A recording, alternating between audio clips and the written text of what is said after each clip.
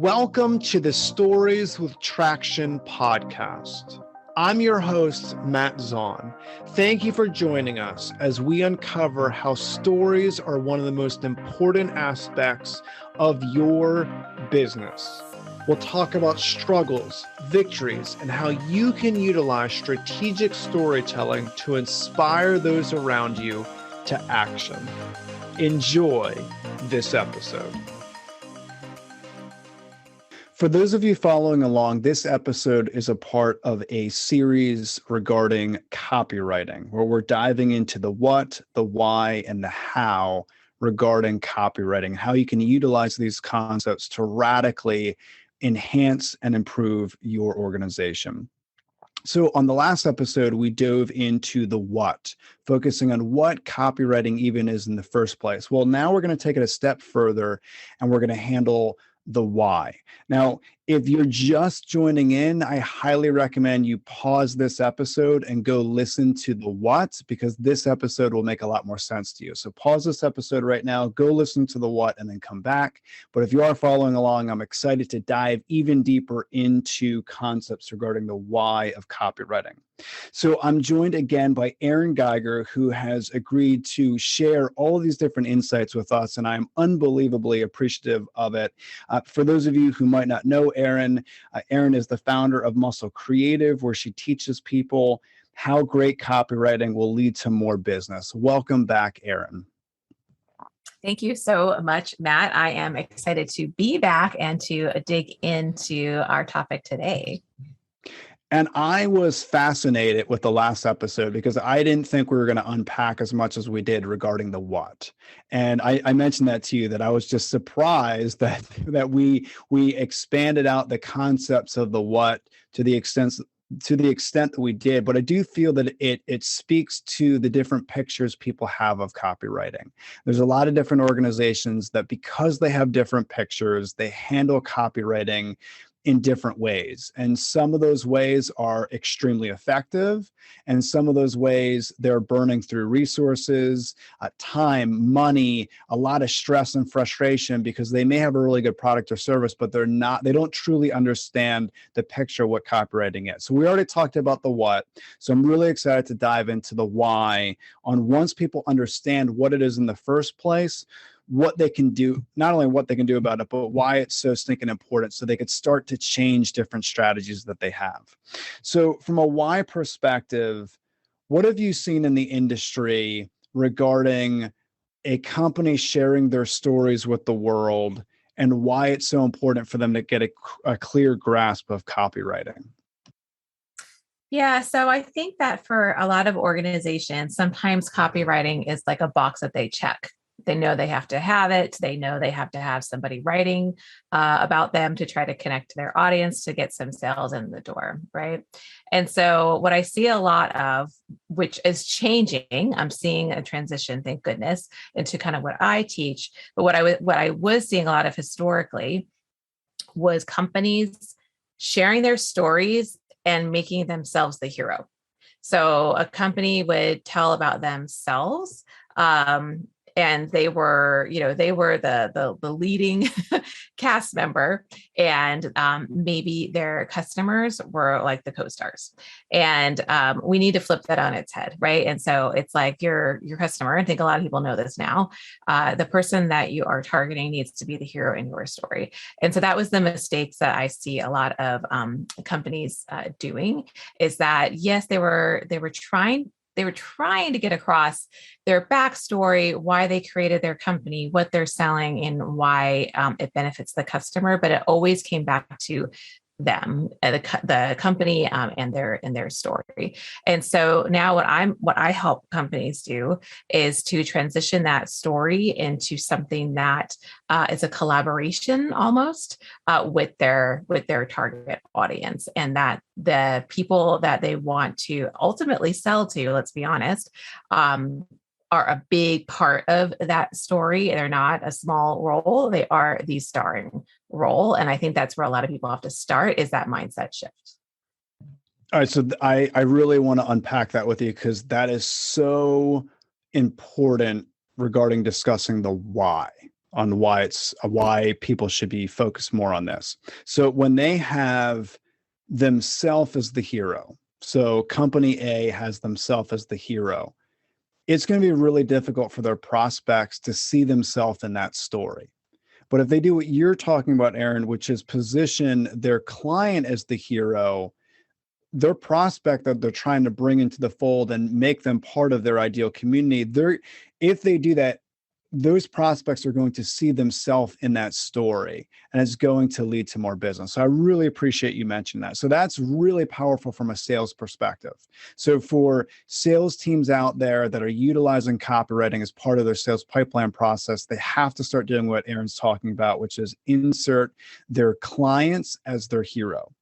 What about marketing, though? What about marketing companies that are out there that are still doing archaic things like case studies? I see this all the time, and maybe this is a generational thing, but I do see very intelligent, very great business leaders. They're awesome at leading teams, but they're still utilizing archaic business practices when it comes to a marketing perspective. So we already talked about the sales aspect. What would you say to not only marketing teams, but also business leaders that they're so focused on facts and figures and data and case studies? How would you have them reframe their mindset when it comes to copywriting? I think it's all about engagement. So you can still do case studies. There's still a time and a place for customer testimonials, case studies, the stuff that has been tried and true in the past. There definitely still is a place for that, but you can turn it on its head a little bit and look at what's a different way to do a case study, right? How do you make it more interactive? How do you engage with your audience so they feel like they're a part of the conversation? Because I think a lot of industries are peer driven. They don't want to be marketed to. They don't want to be sold to, right? And as soon as they catch wind that that's what you're trying to do, they're out.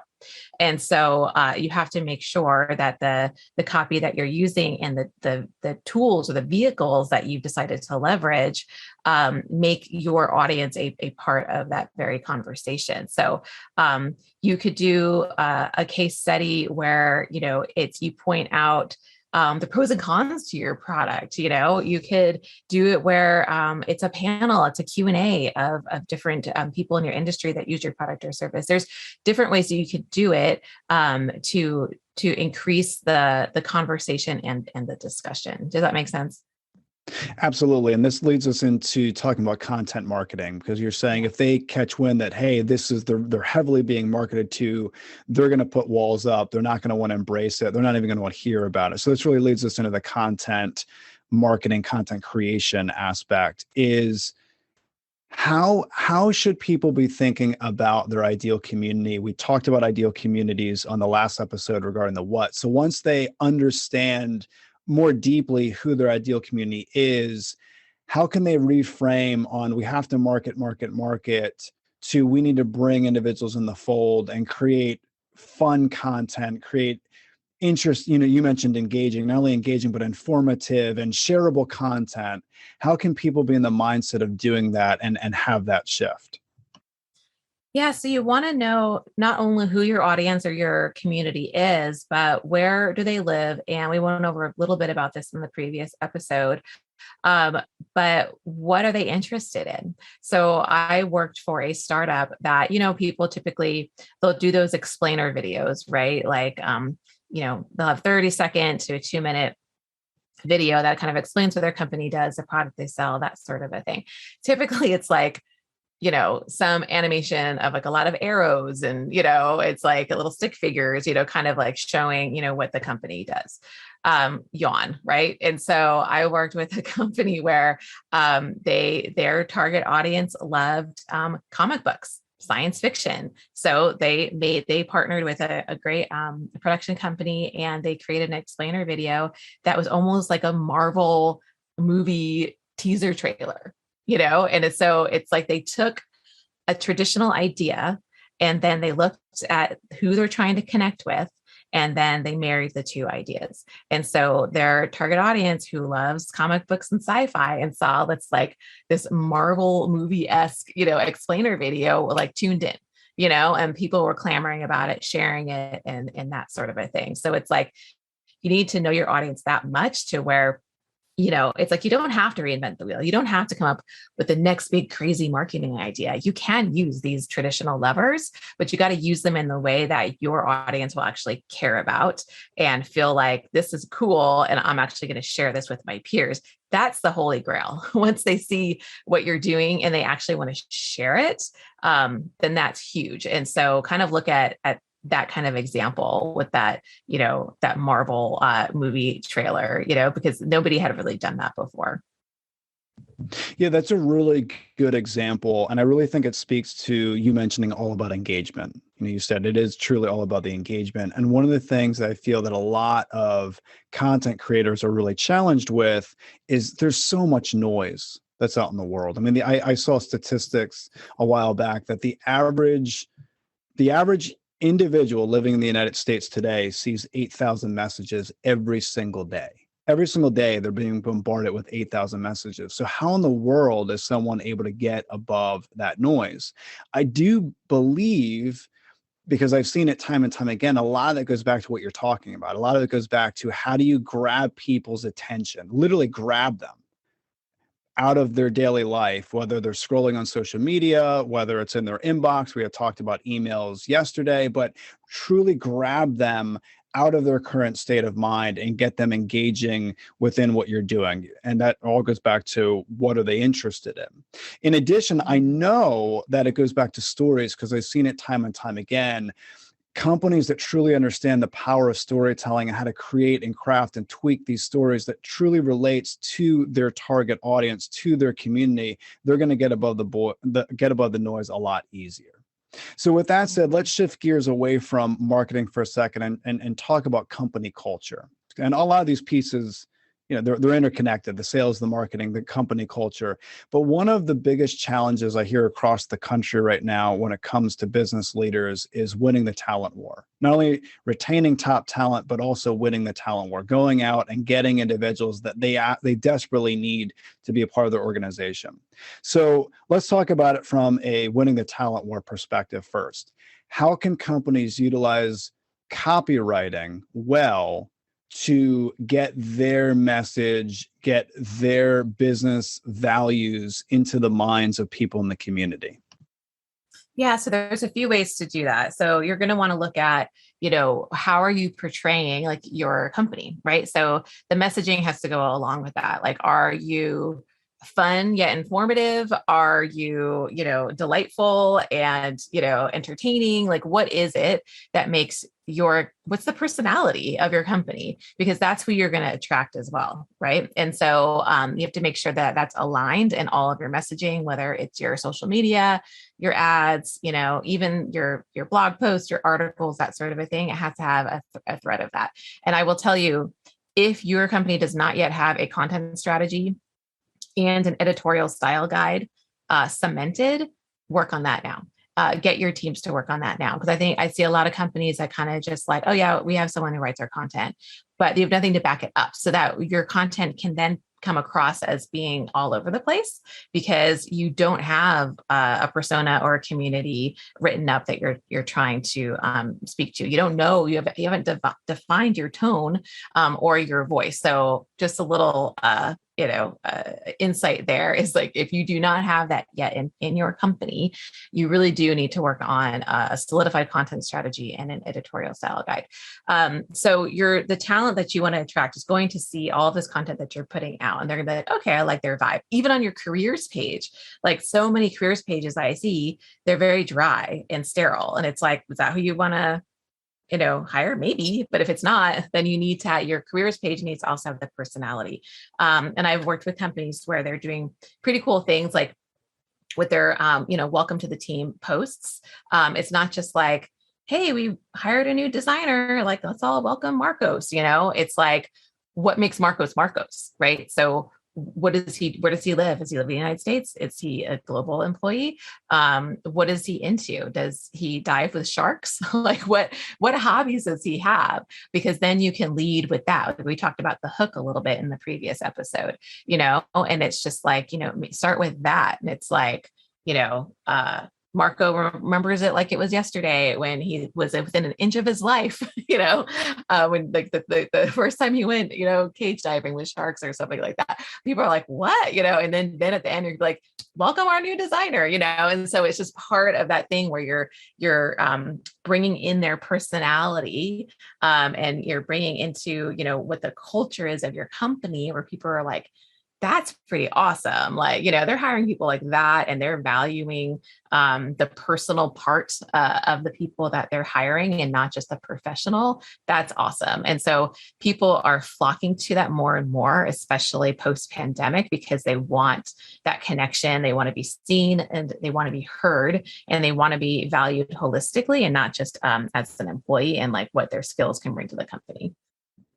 Wow, this is so good. Thank you so much for sharing that. I do want to unpack this a little bit more because I think that this is going to be extremely helpful to a lot of leaders that are listening to this. So yesterday you mentioned that copywriting was more focused, or should be more focused, on building relationships versus sales focus. And I completely agree with you. I think a lot of times when people think copywriting, they think about selling a product or service. So let's continue to go down that path of building relationships, bringing people in the fold regarding culture. A lot of times companies don't view copywriting as a way to really get out there and bring more people into the organization. So let's view it as how are they building relationships with individuals in their communities to get more individuals in their organization. And you had mentioned about the company page. A lot of times these company pages are they're very archaic. I don't even understand what I'm reading or what I'm looking at or what they want me to understand about it. It's almost like they get it up there and then they don't even really think about it much. And it's not helping them in any way, shape, or form. And they're not really getting their ideas and their company culture values into the marketplace. And that's so unbelievably important for them to do. So how would you challenge individuals that are decision makers, let's say at medium-sized companies? So at medium-sized companies, they have resources, they have the time that they could dedicate to this, but they've been really struggling to bring in top talent. What would you challenge them to do right now to start thinking about copywriting from a recruiting perspective? Elevate the talent you currently have. You have hired incredible people. You are an incredible organization.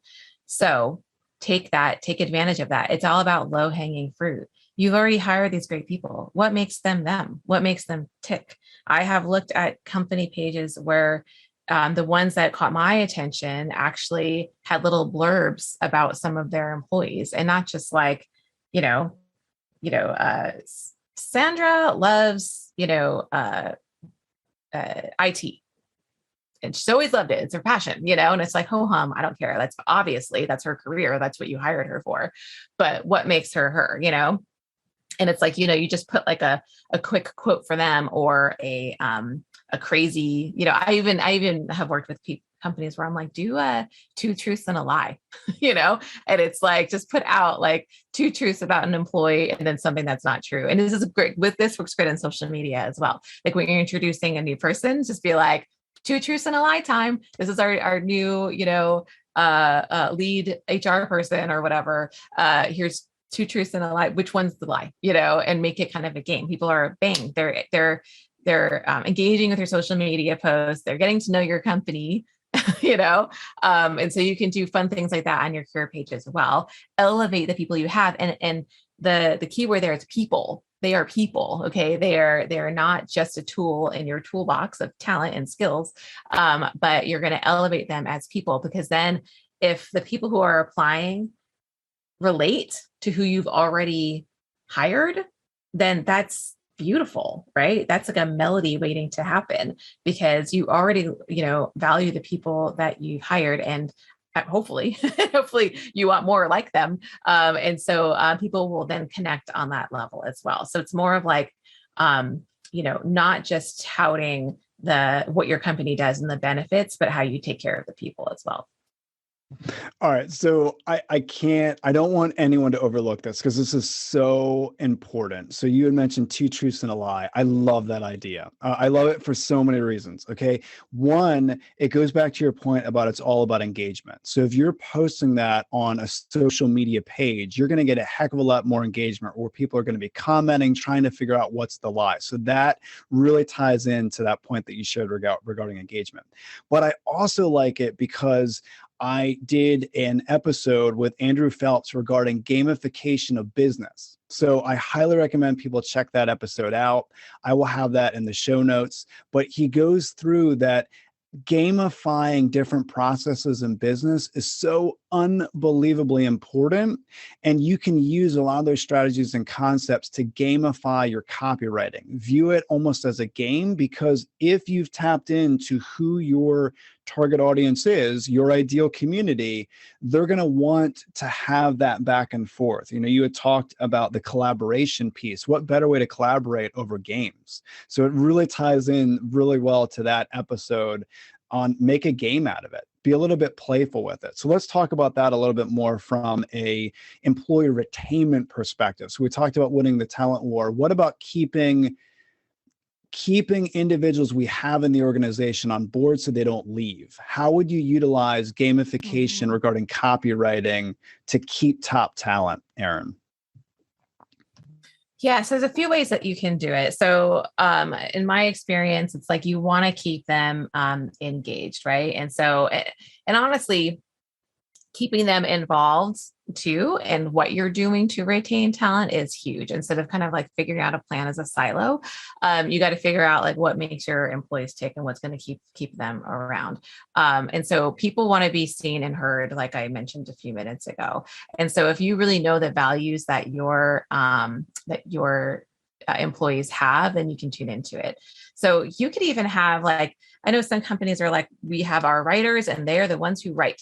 Well, maybe you have someone in engineering who would love to participate in your blog, right? Maybe you have someone in design who would love to share the framework that they use when creating XYZ. And so it's like, if you kind of give them some of the limelight too, especially the positions that are usually behind the scenes, and kind of give them a shout out on your website, because hopefully you've already done the creative welcome to the team. And if you haven't, you can start now. You can start just doing like kind of highlighting employees, if you're like, oh shoot, we never really did welcome them, we didn't really take advantage of the social media play, then that's cool. Even if they've been there for 2 years, like you can still introduce them. But there's ways that you can kind of include them within your website too, and kind of elevate their knowledge, and then also get them involved in the hiring process, right? So a lot of companies have the referrals. If they feel like they're very valued and they are in tune with the company culture, then they're going to be okay with leveraging their personal network. And you can give them prompts, right? So, it's like, hey, we're hiring for this position, or like, hey, our company is growing. What do you like best about it? And, some people are like, oh, I'm not really a writer, I don't really use social media.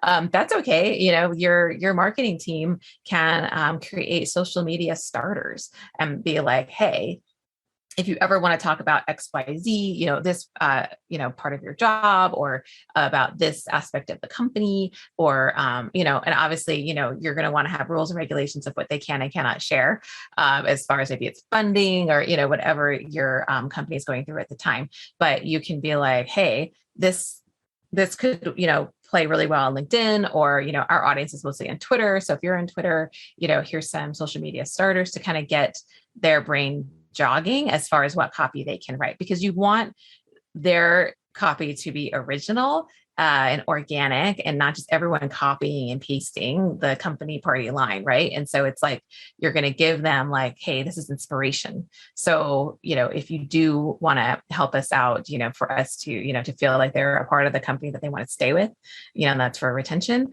Or if you're, recruiting, you want them to help you get some of their network in the door to apply, then, kind of give them some copy that they can then run with and make it their own, because the more they make it their own, the more they're they're going to feel that it's a collaboration, and then they're part of the process as well, and that they have a stake in the ground with the company.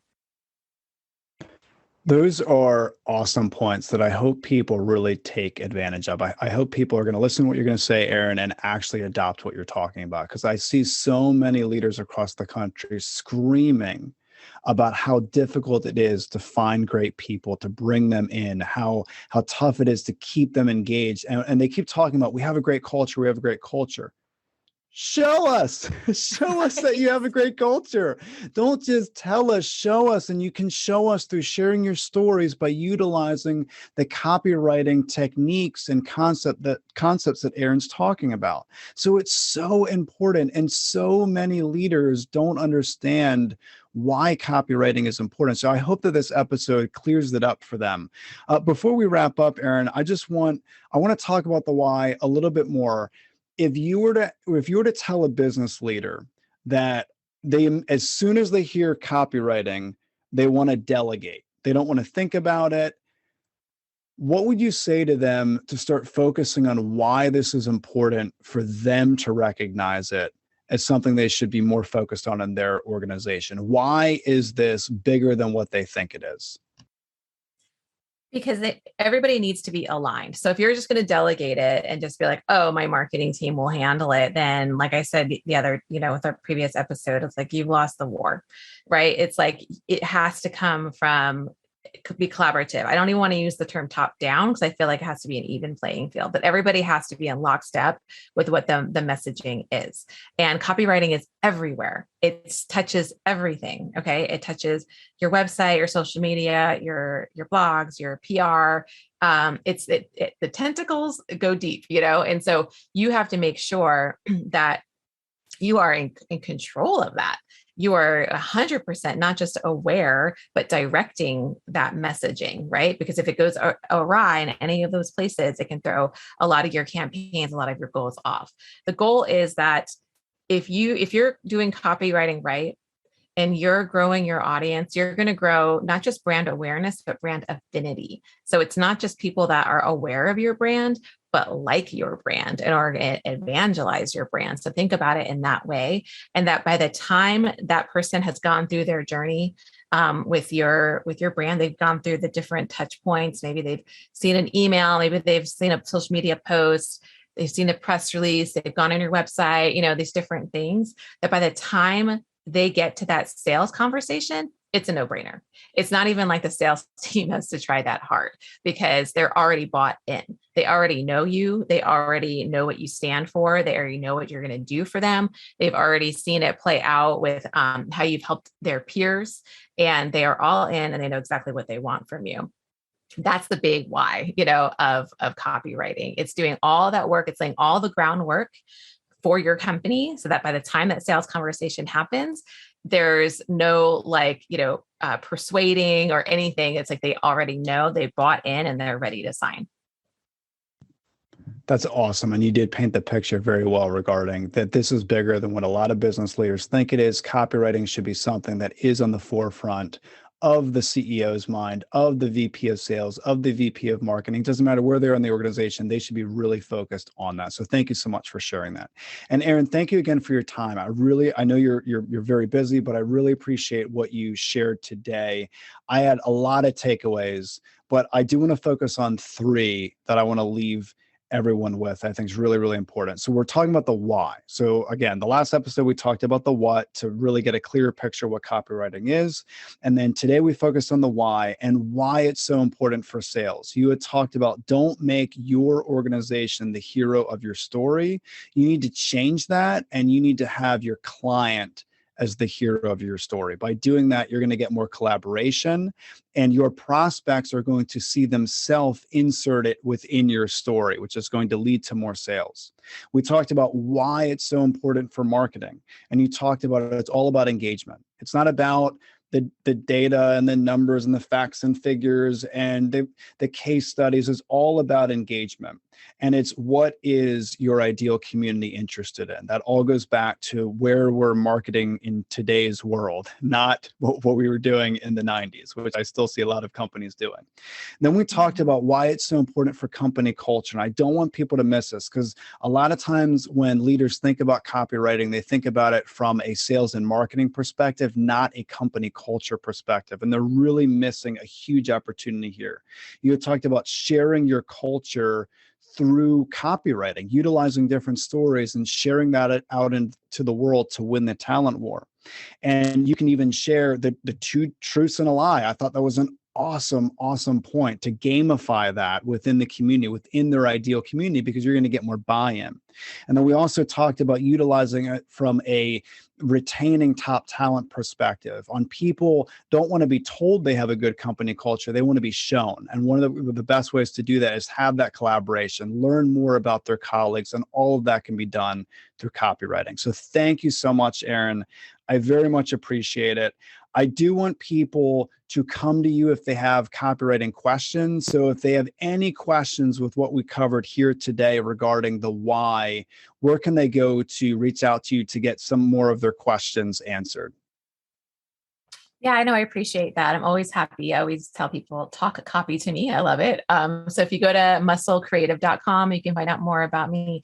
You can reach me at erin@musclecreative.com. I'm on LinkedIn as ERIN Geiger, Instagram at Muscle Creative Co. I'm kind of everywhere. So yeah, send me a note. I'd love to chat. Perfect. And I cannot speak. I speak so highly of ERIN everywhere I go. I cannot speak even higher of her. She's awesome at what she does. She's absolutely incredible. She's helped me completely revamp all of my copywriting. I've taken a lot of stories that I have and I've utilized ERIN's principles and concepts, a lot of what we're talking about now, and I've tweaked the stories to really get massive engagement. So I very much appreciate everything you do, ERIN. Go check out what she has to offer and stay tuned for the next episode where we're going to dive into the how. So we're going to talk more nitty gritty on different things that people can be doing from a habitual perspective to focus on the how. So join us next time. But again, thank you so much for your time, ERIN. I very much appreciate it. Thanks for having me. Thank you for listening to the Stories with Traction podcast. If you have a story that you would like to share, feel free to drop an email to matt@mattzaun.com with the subject line Stories with Traction. Also, feel free to connect with me on LinkedIn, where I share tons of resources on how you can be a better storyteller. Remember, if you want to persuade with power and inspire those around you to action, you must share more stories.